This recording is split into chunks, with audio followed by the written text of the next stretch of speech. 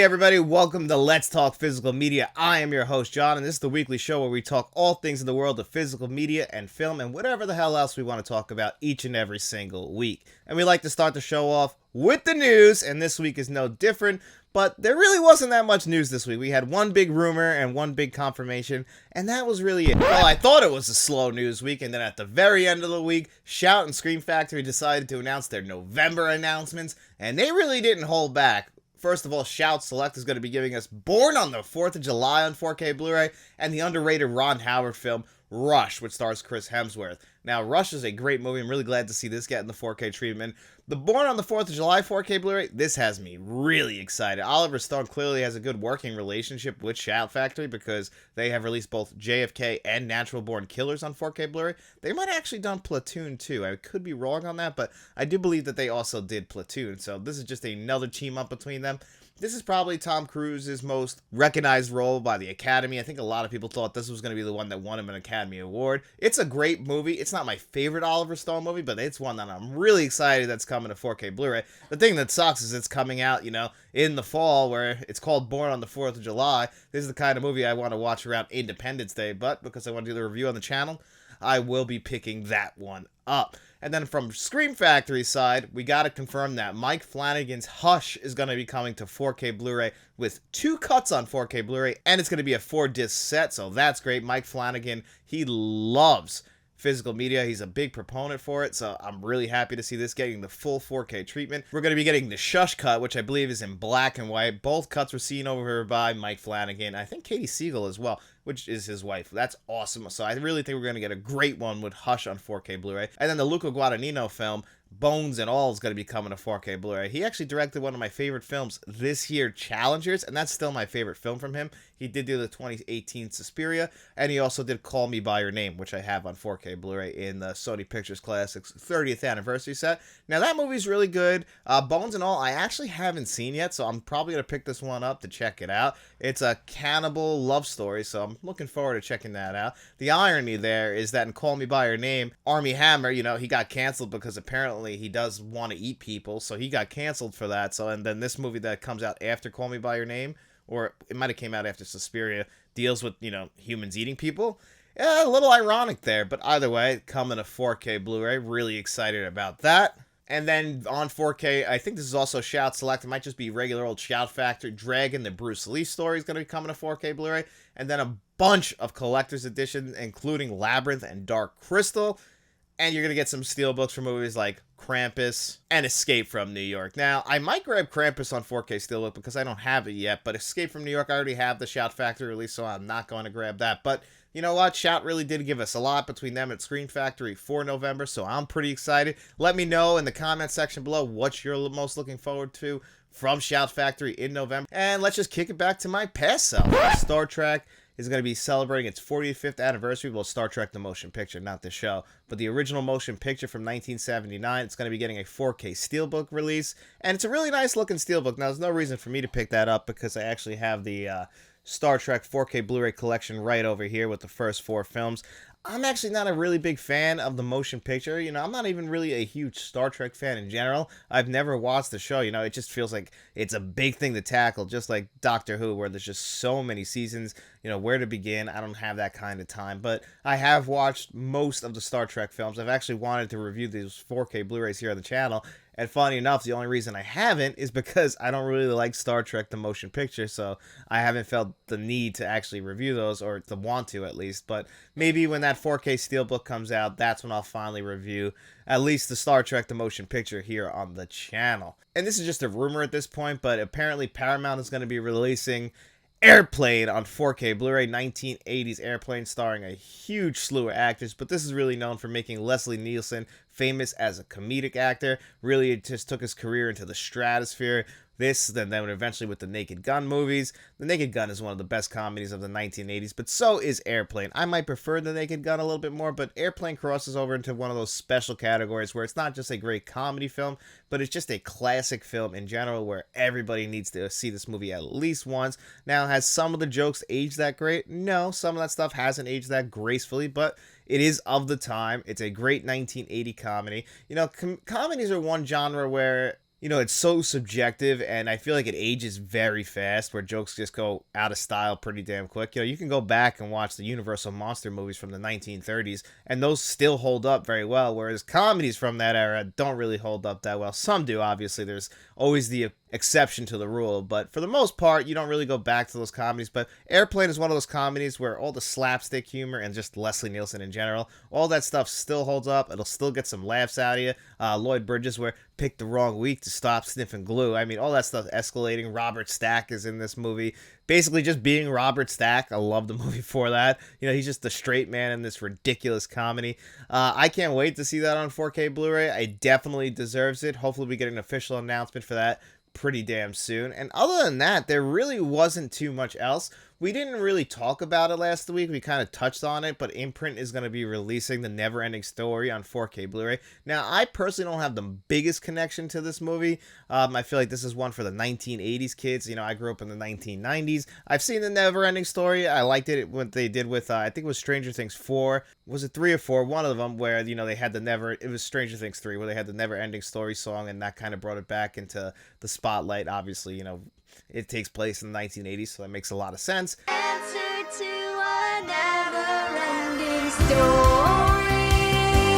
But I'm not one who truly loves this movie. But if you are somebody who loves this movie, like my buddy Frank from Frank's Media and Reviews, well, you are going to want this Imprint 4K Blu-ray, given it costs $170 right now on sale. So that's a little bit tough. I understand that, but they are giving you everything you could ever want if you're a fan of The Never-Ending Story. That's one thing about the boutique labels. If they're going to be releasing something, for the most part, the good ones will give you all the bells and whistles. And if you're a fan of The Never-Ending Story, how can you go wrong with this? It's one for the fans.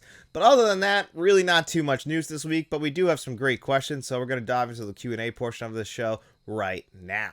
All right, and our first question this week is from Rogue1677, and he asks, what would be the most underrated and not talked about Arrow video release you liked and no one really cares much?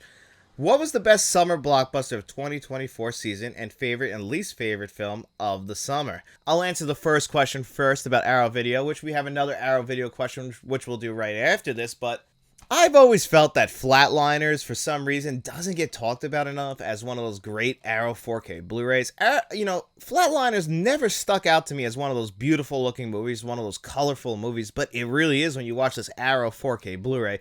It makes this movie just look absolutely stunning. Came out in August of 2022. Has one of these beautiful slip covers on it. It didn't get the hard package treatment, but it did break out like one of those almost suede feeling slip covers. And I've always felt like this 4K Blu-ray, for some reason, just doesn't get talked about enough. Just like Flatliners. Flatliners in general will always live in the shadow of the Lost Boys. You get the same director, a lot of the same cast, but most people are always going to turn to Lost Boys. For my money, I think Flatliners is a better film, given, I'm in the minority in that, but, it's just something that kind of speaks a little bit more to me than vampires. And don't get me wrong, I love the Lost Boys. That's why Joel Schumacher, he's just known for Batman Forever and Batman and Robin now, but he made the Lost Boys, Flatliners, and Falling Down. I mean, the guy made 3 classic films. I mean, classic might be a stretch, but he made 3 great films. Give him a little bit of cut him a little slack. At least he did Batman Forever, too. It's watchable. I watch it every single Halloween season or every spooky season. But Batman and Robin, that's a full-blown skip. And you got to blame Warner Brothers a little bit more than you blame Joel Schumacher.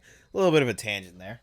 And what was my favorite summer blockbuster this season? Well, that goes to Twisters. And not only is that one of my favorite summer blockbusters, it's one of my favorite movies of this year. It's not my favorite one of the year so far. That's another summer 2024 film.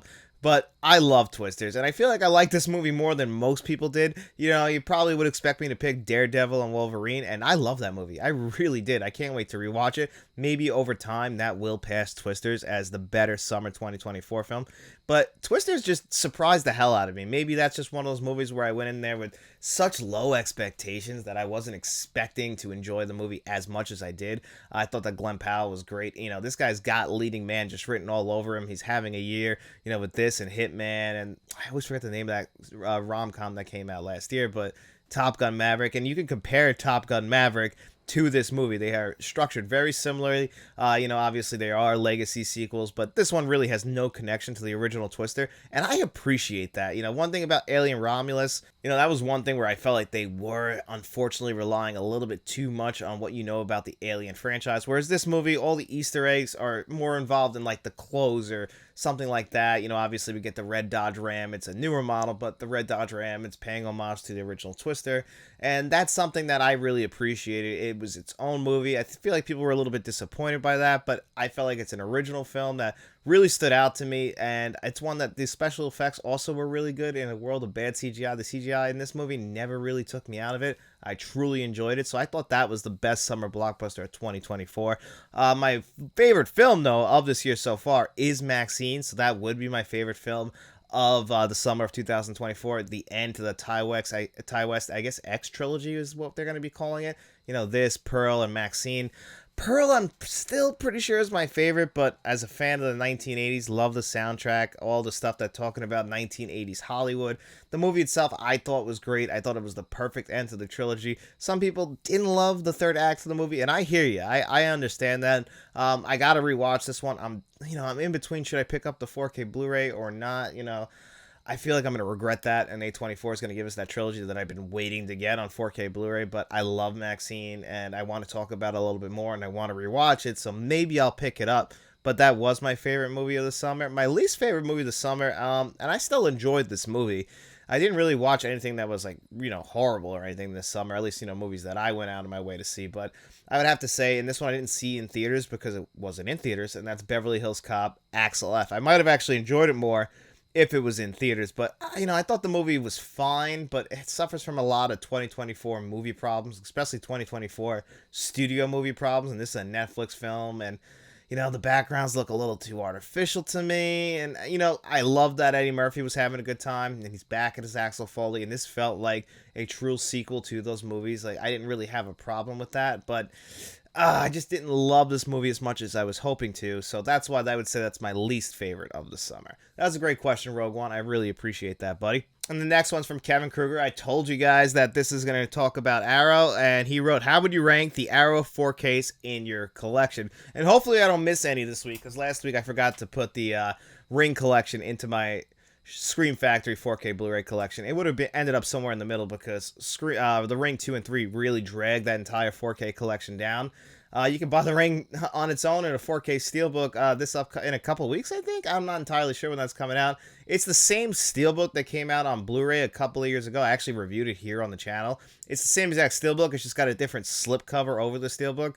The one that I have it looks like an old VHS cover, whereas this one, it's more of, it kind of looks like the movie poster in a way. Either way, or same Steelbook. I'll probably hold on to my Ring collection, even though I'm hoping to never watch the Ring 2 and Rings ever again in my life. God willing, that never will happen again because they are just awful movies. The Ring 2 is one of the worst movies I've ever seen in my life. At least Rings, I guess they put an effort in. But anyway, let's rank these Arrow Video 4Ks. And at the very bottom, and this is the one that I would say probably has the worst picture quality of all the 4K Blu-rays from Arrow Video, but it's not a complete failure because I love the slipcover on it. I'm glad to have this John Hughes movie in my collection, and Weird Science is a great movie. Anthony Michael Hall, Bill Paxton's in this movie. It's a lot of fun. It's one you definitely should check out. It's one that, I guess a lot of people don't really talk about that much, but, you also get the great song that came from this movie by, I always forget the name of the band, but yet I know Danny Elfman, that's his band. Oingo Boingo. I knew I'd get it, but either way, this is the worst Arrow Video 4K Blu-ray that I personally own. Next up is American Gigolo. Now, the visuals in this movie are very much of the time when this movie came out. I felt like they didn't want to, add anything to it. They wanted to really maintain the look of the movie while really paying attention to the colors, and I can really appreciate that, but if I'm being honest, out of all the Arrow Video 4K Blu-rays I have, this would be the second worst, but this is still one that I love having. It's got the great Arrow Video slipcover over the hard case. Anything with the hard case, man. Arrow Video, I love these hard cases that Arrow Video does. For me, that's like the coup de grace of those collector's packaging. Obviously, that what Vinegar Syndrome does, that's some beautiful packaging as well. The Frighteners 4K set, but Arrow Video will whip out their fine china every now and again, and I'm always there for that. And next one, we got Terry Gilliam's 12 Monkeys, and this is one where I was upgrading from my previously released Blu-ray to the 4K Blu-ray. When this first came out, it did have some issues, and you were able to get a replacement disc. Mine didn't really have that issue. I actually still have the replacement disc just sitting in an envelope. But either way, this is still a very good Arrow Video 4K Blu-ray. And I'm just glad to have 12 Monkeys on 4K Blu-ray. I mean, it is a pretty big upgrade from the Blu-ray to the 4K Blu-ray. I feel like those issues early on stopped people from talking about it. But either way, It's a great movie from the 1990s, one of my favorite time travel movies. And I told you we'd talk about it again. And I said this is a great 4K Blu-ray. That just shows you the quality of Arrow Video. But Flatliners, this is where I put Flatliners, still somewhere near the bottom of my 4K Blu-rays as far as Arrow Video goes. Next up, Mallrats. And what they did with this one is they gave you both the theatrical cut and the director's cut on 4K Blu-ray. Now, this is one of the worst director's cuts of all time, and Kevin Smith is aware of that. He just kind of put it together for the fans. I personally do not like that director's cut. I know people who do, and if you are one of those people, you get it on 4K Blu-ray right here, and you get an intro for both the theatrical cut and the director's cut from Kevin Smith. Really appreciate that, and so many extras. This is a great 4K Blu-ray release. And that should just show you how much I love this movie, Demons. This is one of my recent 4K Blu-ray pickups. It's just because Frank from Frank's Media Reviews wanted me to do this for my director's review of, I don't remember what month it was, but I fell in love with the movie, and I fell in love with the 4K Blu-ray. You know, I think Sevron Films also did the US release of this. This was a UK only release, but it is a great 4K Blu-ray. And these are the two Conan Arnold Schwarzenegger movies, Conan the Barbarian and Conan the Destroyer. Good 4K Blu-rays. You know, these aren't the Arnold Schwarzenegger movies I necessarily run back to. I prefer Conan the Barbarian. I do know people, though, who do prefer Conan the Destroyer. I respect those people, even though I still think Conan the Barbarian is the better movie. And here's a very much a summer 4K Blu-ray. I just watched this last month, and that is Wild Things on 4K Blu-ray. This is just such a fun movie. Bill Murray pops up in this movie. Matt Dillon, Nev Campbell. So many great people pop up in this movie, and they're just having a blast. The plot of this movie is ridiculous. It's just basically one big soap opera. You're there for all the twists and turns, and it's just a lot of fun. It doesn't take itself too seriously, and this 4K Blu-ray is great. And this one came out, I believe, at the end of last year. And this is one of my favorite Harrison Ford movies. It's a very underrated Harrison Ford movie. Same director who did The Mosquito Coast, which is another great, very underrated Harrison Ford movie. But Witness, it's so heartwarming, even though it's a very dark tale. Danny Glover plays a piece of shit in this movie. And Harrison Ford is great. Really just shows you how good of an actor he is. Arrow Video gave us one of the best films of the 1970s on 4K Blu-ray, The Warriors. And this is another one where they gave us both cuts in the movie.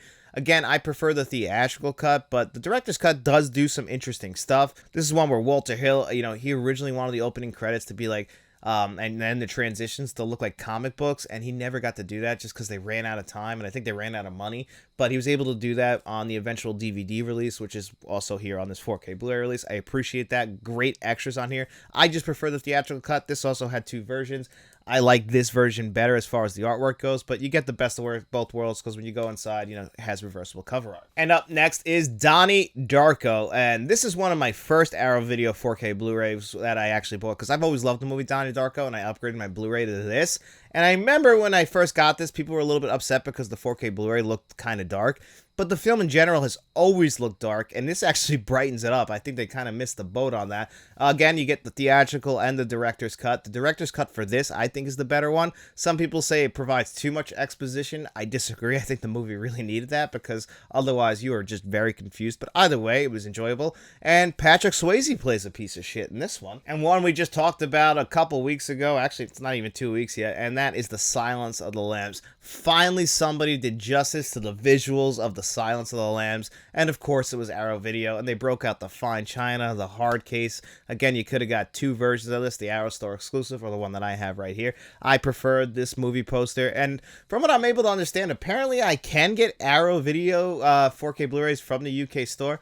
I gotta show you guys what it looks like when I try and do it, because it always just says it won't ship to my address. I don't know why, but either way, you know, I can always get it from Diabolic DVD or the Atomic Movie Store, and it doesn't cost me that much extra, and I'm so glad that I have this on 4K Blu-ray.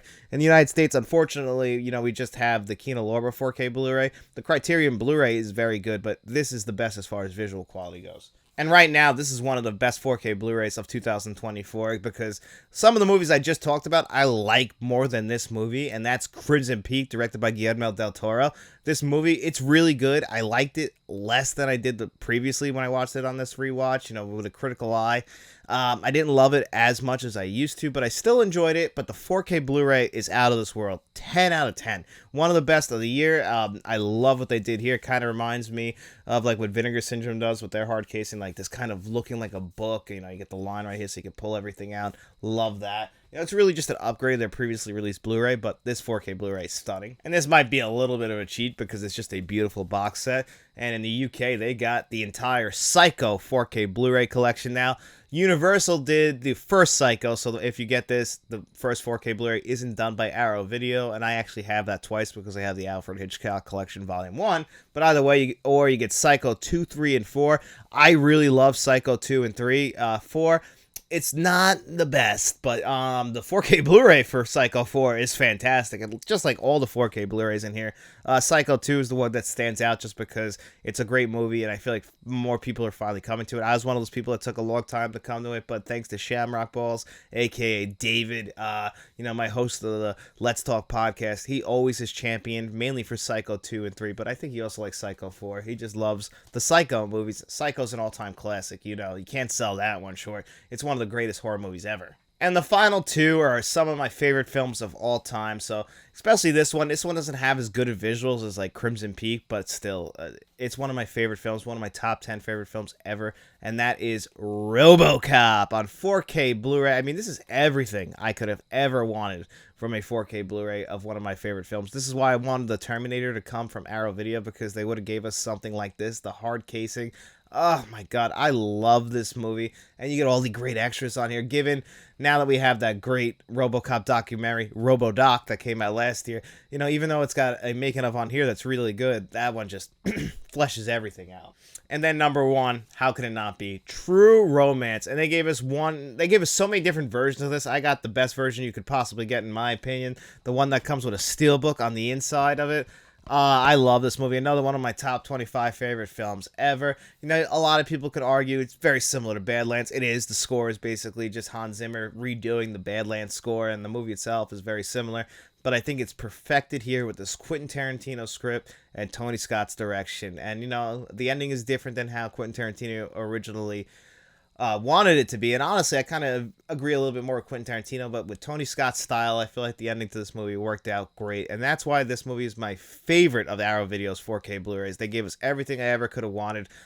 It's even to the point where I thought this movie looked too good. It took me a while to come around on it, because the movie itself was never like as colorful as it is or as vibrant as it is. It always looked very flat every time I'd seen it before. This, even the previously released Blu-ray, that I was like, I wasn't sure if I liked it, but I've definitely come around. Obviously, it's my number one, and I love it. So that was a great question, Kevin. Thank you so much, buddy. I appreciate that. And the next question is from 0201M6, and our buddy wrote, sticking to the foreign theme, who are your top 10 foreign-born actors? These are actors who either starred in international movies or Hollywood movies, like Arnold, for example. That's a great question. I really do like this one, and I made a list for this. What makes this one a little bit tougher than you would think is that there are so many great international actors outside of the United States. Some of the best actors aren't born in the United States. In fact, you could argue that some of my favorite actors, in fact, my favorite actor, or, I guess he's not the best actor. You guys could guess who my number one is. I'm not going to try and spoil it. So at number 10, I have Nicole Kidman from Australia.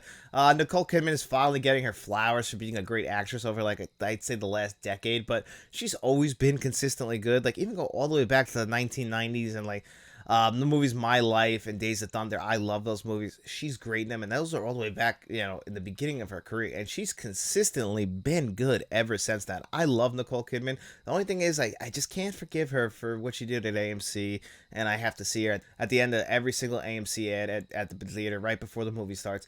I get it. AMC makes movies better. At number 9, I got Max von Sydow.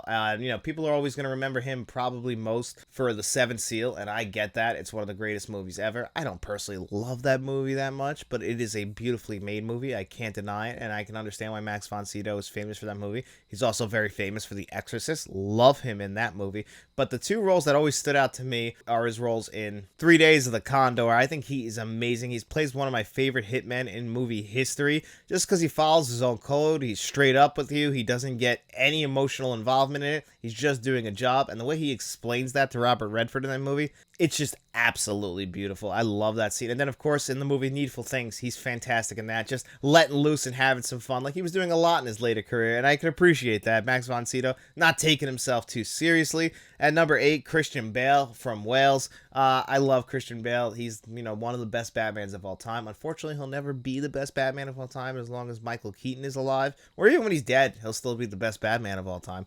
But either way, Christian Bale's a great actor. I think his best performance is in American Psycho. He has been consistently good, even playing John Connor in Terminator Salvation. He's always willing to put his body through hell for the role, get himself super skinny for The Machinist, then get himself really fat for Vice. Either way, or he'll give you a great performance. Won an Academy Award for The Fighter.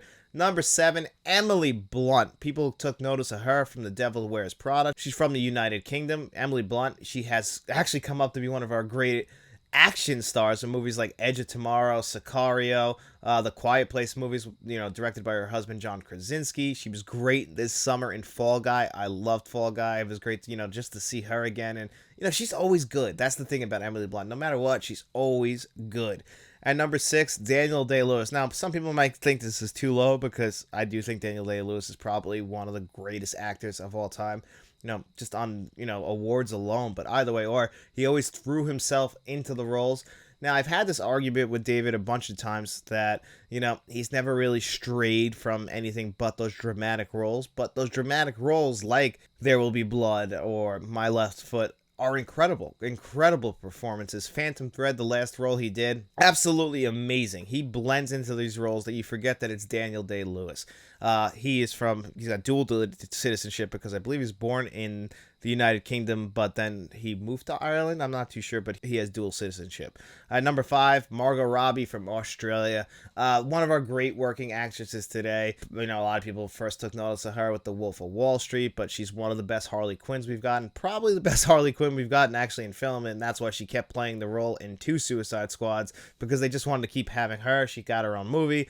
And then, her dramatic roles. I love I, Tonya. She is so underrated for that movie, and people don't talk about that movie, but she was perfect in it. And that's a great movie in general. Check out I, Tonya.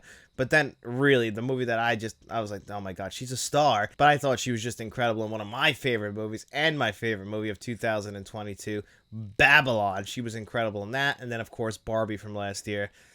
She was a star. She is a star right now. People know Margot Robbie, and she is one of the great actresses. And number 4, I got Javier Bardem. No Country for Old Men is one of the greatest performances of an antagonist in film history. And Javier Bardem, he's cold in this movie. He plays such a horrible person, but he follows his own code, and you know what? He's going to get the job done. That's the thing. He's going to win no matter what, and he's so great in that movie. And then he's also great in Skyfall, playing another great villain. So Javier Bardem knows how to play some of the great antagonists in film history, but then in real life, he's apparently one of the nicest guys, which I always love to hear that. Either way, or Javier Bardem, no matter what he's in, he's great. At number 3, I got Ken Watanabe, and this guy, he's from Japan, and most people probably know him pretty recently for being on Tokyo Vice. I first took notice of him in Batman Begins, and then in Inception a couple years later, which I love him in Inception. He is great. Any movie role he's in, whether it be a foreign language film or an American film, no matter what, he always just brings a certain gravitas to the role. I love his voice. I love his look. And I've just always loved the guy. I say it all the time that he's one of the most underrated actors ever. And I don't think he's underrated in Japan, but here in the United States, he doesn't get enough recognition. At number 2, I got Ewan McGregor. I love Ewan McGregor from movies like Trainspotting, but then even recently with Dr. Sleep, the 3rd season of Fargo. He's just always been consistently good. I mean, the guy's Obi-Wan Kenobi, even more than Alec Guinness to this point, just because he's played the role so many different times. It really was just in the first Star Wars movie given. We wouldn't have Obi-Wan without him, but Ewan McGregor still did a great job with the role himself. And then there's just so many other little roles throughout his career where he's just stood out. He's never bad no matter what. He's able to change his voice whenever it's necessary, blend into a role. And then you just go back to Trainspotting, and it's out. I mean, the guy, he's a star. He worked with Danny Boyle on the movie he did before that, too. I can't remember the name of it. I know it's in the Criterion Collection, but either way, I love Ewan McGregor. And then my number 1, it is obvious. I'm very biased about it. He's not the greatest actor of all time, but it's Arnold Schwarzenegger from Austria.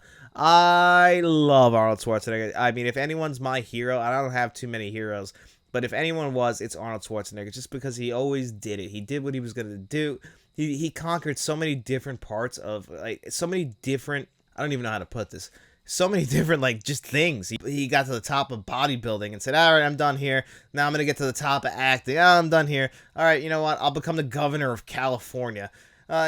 He's just one made away from being the greatest person of all time, unfortunately. So either way, or Arnold Schwarzenegger, I love the guy. Again, I'm biased, super biased about that. Terminator is my favorite film. I love 80s action movies, and he's all over the place over in the 1980s and early 1990s. Grew up with him. I mean, Kindergarten Cop, Twins, I can go on and on. Again, I know it's completely biased as far as the acting goes, and if you were to put this list in acting order, he'd be at number 10, but I'd still let him on the list because he has his moments. Twins, not everyone is willing to do what he did in that movie, and I appreciate him for that. Ivan Reitman just knew how to get the best out of him. Either way, Art, that was a great question, buddy. I really appreciate that. Thank you so much. And the next question is from Sprazy110. What factors do you consider before double dipping for a movie on the same format? So it's rarely happened where I've double dipped on the same format. It's funny because I have 2 copies of Terminator 2 on 4K Blu-ray. I have the standard edition when it came out. Then I got the Lionsgate 4K Steelbook when that came out. And I never watched that 4K Blu-ray ever. I'll always watch the Skynet edition. Mainly because it's one of the worst 4K Blu-rays ever, but because I love Terminator 2 so much, I had to have it on 4K Blu-ray twice. I have double dipped, obviously pretty recently with The Silence of the Lambs. Actually 3 copies of that. Then I got rid of the Kino Lorber one, but either way, or I've had that on 4K Blu-ray. The only reason I'll ever upgrade or double dip is if the artwork on something is completely out of this world, because it's not enough usually to have the same disc. I usually will just not go out of my way to spend the money to get the same disc. It'd have to blow me away the artwork like Terminator 2 did. That's the only way I'll do it again. Or if they do an upgrade. So I was gonna buy Forrest Gump on 4K Blu-ray on 4K Steelbook pretty recently, but I already have the standard edition when it came out, I think 5 years ago.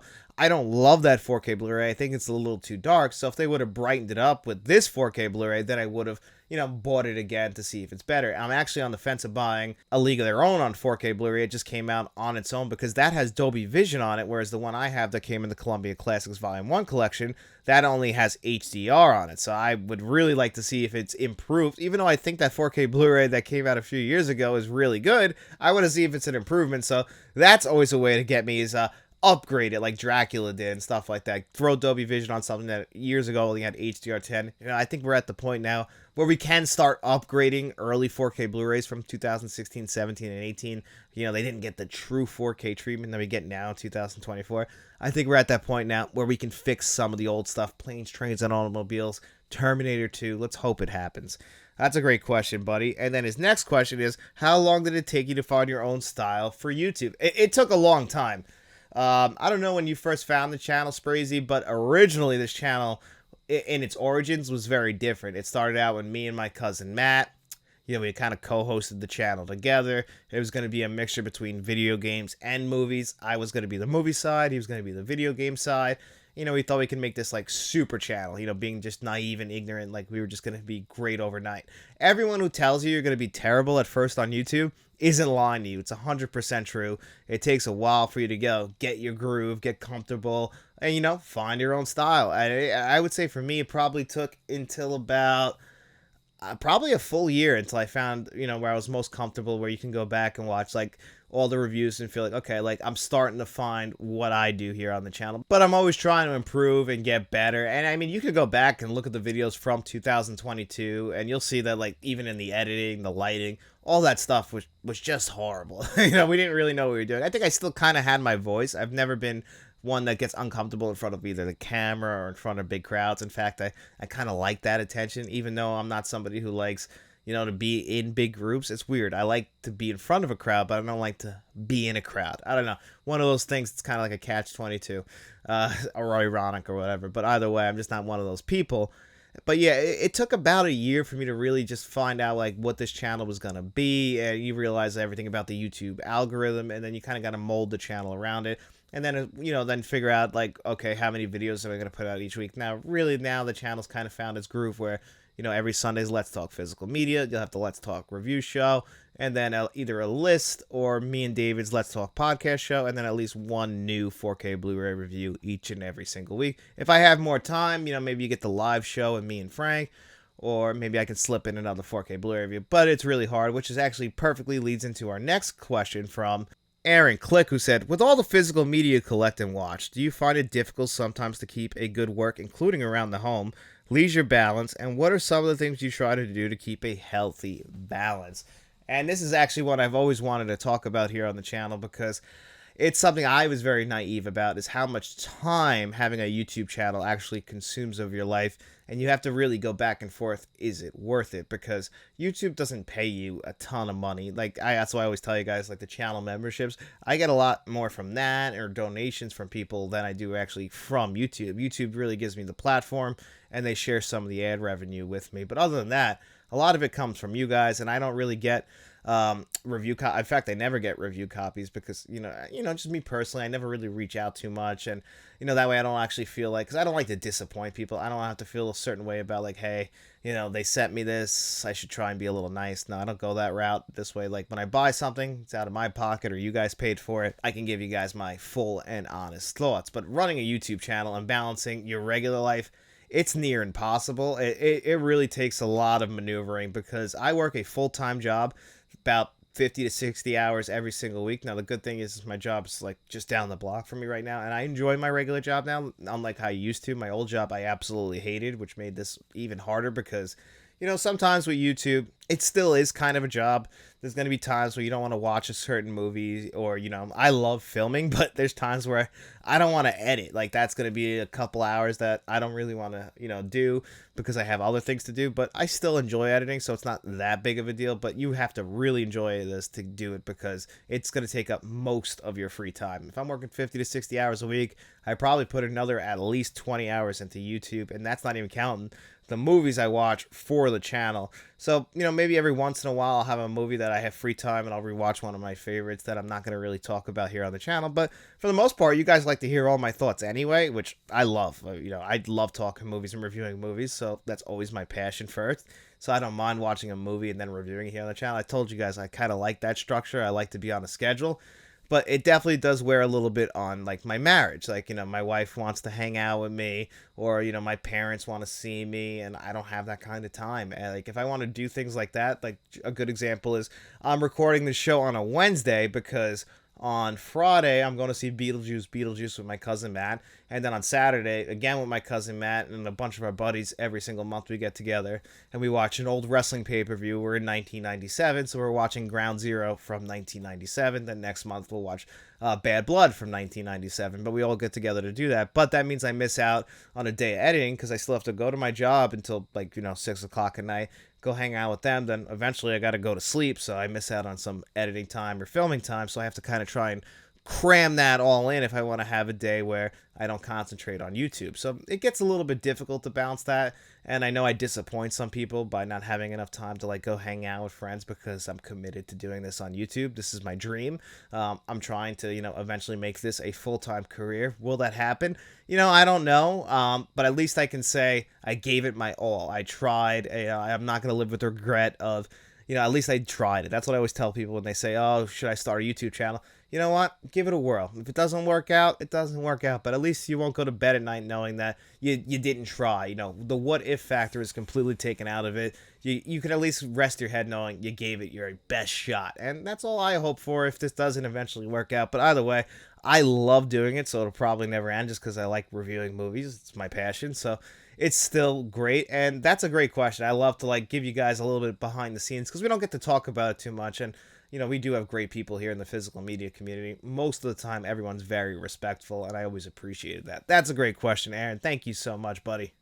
And then the last question this week is from Mr. Smelly Potato, our channel director. And he wrote, do you ever feel disappointed at times collecting movies? For example, I would like to have all the Friday movies on Blu-ray. Friday 1 is the only one, and it's on Director's Cut. Next Friday is going for over $50 on eBay. And Fridays after next never got a Blu-ray release. That kills me because I love that movie. Then there's made-for-TV movies, shows that never had a physical release, like all of the seasons of The Drew Carey Show.